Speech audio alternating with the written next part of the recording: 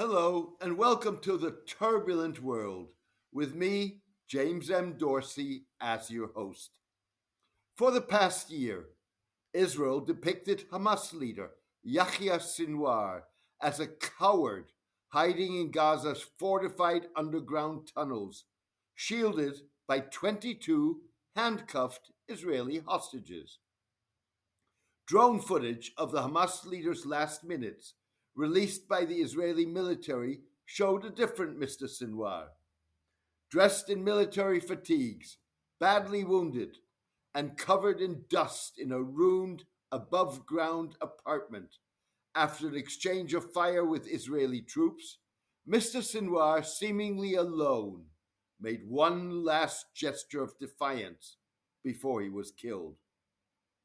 More important than shining a light on apparent Israeli dis and misinformation, the impact of the contrast in images suggests that Israel's management of its information war is backfiring, much like its targeted assassinations that have failed to spark the collapse of groups like Hamas or Hezbollah, the Iranian-backed Lebanese Shiite militia. The backfiring of Israel's failed information warfare strategy didn't prevent its spokespeople from regurgitating assertions of corruption and Hamas leaders living a life of luxury while Gazans pay a horrendous price. In the wake of Mr. Sinwar's death, Israel's Arabic language military spokesperson published a video showing the Hamas leader's wife entering an underground tunnel with a handbag identified by the military as a $32,000 Birkin product.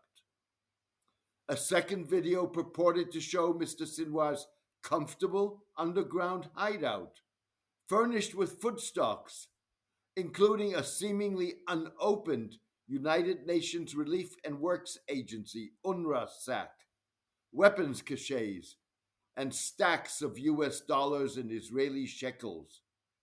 He lives here in a good way with his millions, while the civilians above ground are living in poverty and are starving.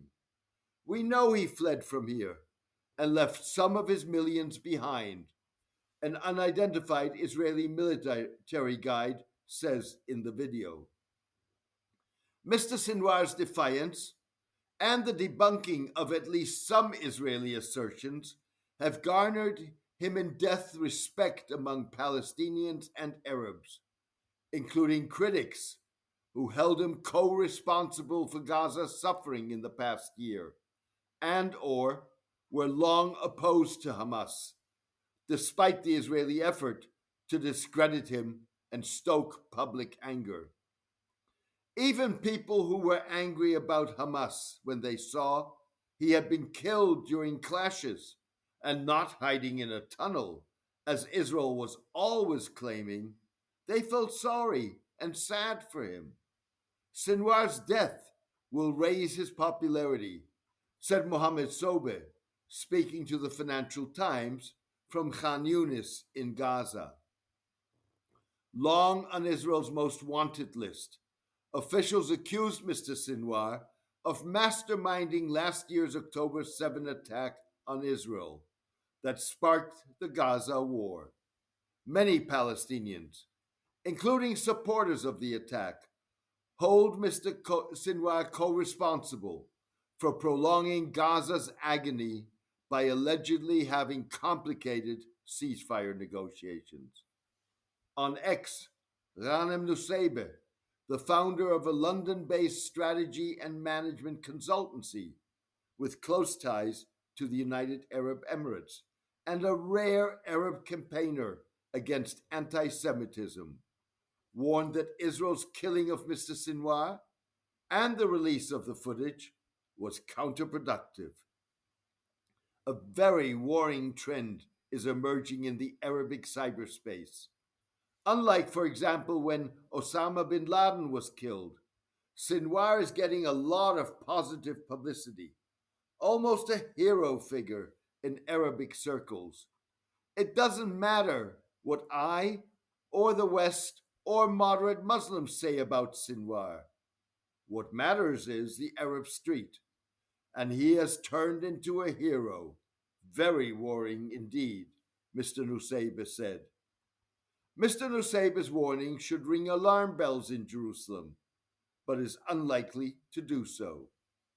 Instead, Prime Minister Benjamin Netanyahu's policy bolster Mr. Sinwar's post-mortem popularity, which is fueled by a generation of Gazans and Palestinians' loss of hope because of Israel's ultranationalism, devastating war on Gaza, and stepped up repression on the West Bank. What's the need of rebuilding Gaza if the problem still exists? If I'm still under occupation? Whenever I'm under occupation and everything is restricted, this will never end, and no one will have safety, and no one will have peace whenever I don't have peace as a Palestinian, said photographer Motaz Azeza. Mr. Sinwar's killing only strengthens Hamas's determination, tenacity, and resolve, added Walid al-Hubali, a resident of Ramallah on the West Bank. Harking back to Egypt's failed attempt in the late 1940s to destroy the Muslim Brotherhood, Middle East analyst Stephen Cook noted that it is hard to kill your way out of the problem posed by a resistance movement. The committed do not get the message. They just redouble their efforts. Mr. Cook suggested that as proficient in avenging blood as the Israelis have become in their decades-long struggle with terrorism, they have never managed to bring an acceptable end to violent resistance. Beyond Palestinians' despair and lack of prospects, Mr. Sinwar's enhanced status in death spotlights the gap between autocratic Arab rulers' attitudes towards Hamas, Palestinian aspirations, and Israel's war conduct, and public opinion in the Middle East. 70% of my population is younger than me. For most of them, they never really knew much about the Palestinian issue, and so they are being introduced to it for the first time through this conflict. It's a huge problem. Do I care personally about the Palestinian issue? I don't. But my people do, Mr. bin Salman reportedly told U.S. Secretary of State Antony Blinken, according to The Atlantic. Saudi officials said The Atlantic had quoted the Crown Prince inaccurately. At the bottom line, Messieurs bin Salman, Nusayba, and Azeza are telling Israel that efforts to bomb Palestinians into submission are failing, producing a generation that has nowhere to go and nothing to lose, and dashing Israeli hopes of regional acceptance, even if Gazans' most immediate aspiration is to see an end to the war. Sinwar's death is par for the course. Palestinians expected it. He expected it. Sinwar and others will inspire the next generation of resistance. It will come, but that is for later. Right now, all we want is an end to this war, said a Gazan who asked not to be identified. Rather than sparking doom and gloom in Hamas's ranks, Mr. Sinwar's killing is likely to reinforce the group's sense of success. Hamas has the upper hand. It has remained steadfast and brought the Israeli military into a state of attrition, the group's former leader, Khalid Mishal, told the New York Times in September. In that vein, Hamas senior official Khalil al-Hayya, confirming Mr. Sinwar's killing, suggested that the leader's death would not weaken the group's resolve to release hostages kidnapped a year ago, only if Israel ends the war. Messieurs Mishal and al-Hayya are both touted as potential successors to Mr. Sinwar. Senior Israeli military officials, including Rear Admiral Daniel Hagari, the military spokesman, have conceded that Mr. Netanyahu's goal of destroying Hamas was unrealistic. In August, Defense Minister Yoav Gallant told a parliamentary committee that Mr. Netanyahu's goal of total victory over Hamas was nonsense. Retired Major General Gadi Shamni, a former commander of the Israeli military's Gaza division and military secretary to Prime Ministers Ehud Olmert and Ariel Sharon, asserted that Hamas is winning the war. Our soldiers are winning every tactical encounter with Hamas, but we are losing the war, and in a big way. Mr. Shamni attributed Israel's inability to translate tactical successes into strategic victories to Mr. Netanyahu's failure to plan for a Gazan future involving Israeli withdrawals and a credible Palestinian administration of the territory. The 2-week-old siege of the Jabalia refugee camp in northern Gaza is Exhibit A of Mr. Shamni's assessment, as are Lebanese Shiite militia Hezbollah's escalating attacks on Israel and the group's ability to slow down Israel's initial ground invasion of southern Lebanon.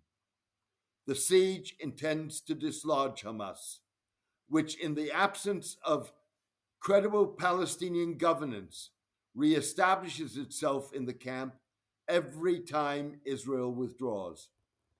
The siege suggests that Mr. Netanyahu's refusal to present a plan for credible interim governance and a longer-term accommodation of Palestinian national aspirations is sucking Israel into a low-level guerrilla war, or war of attrition, with resistance fighters who have nothing to lose, are likely to sap Israel's strength and will complicate the Jewish state's efforts to repair the reputational damage it has inflicted on itself. If Israel's plan is to annex part of Gaza and impose military rule, how long before thousands of vengeful, angry young men who have watched their parents and their siblings die join a reconstituted Hamas or a new movement that replaces it and takes up arms against Israel? And what of the reconstruction of Gaza, which now resembles a 25-mile-long Dresden? Who will reconstruct it, and who will foot the bill? Asked international affairs scholar Rajan Menon. Sinwar is gone, but his departure will do nothing to help Israel overcome these challenges, which it must if the country hopes for an end to violent resistance in Gaza and anything resembling long-term peace, Mr. Menon added. Thank you for joining me today. Thousands across the globe are avid readers and listeners of the turbulent world. Join them in helping maintain and expand the column and podcast by becoming a paid supporter. Paid subscribers have access to the full archive, exclusive posts and polling, can leave comments, join debates, and know they are supporting independent writing, reporting, and analysis that lets the chips fall where they fall. You can contribute by going to jamesmdorsey.substack.com and choosing one of the subscription options. Thank you for your support and loyalty. Take care and best wishes.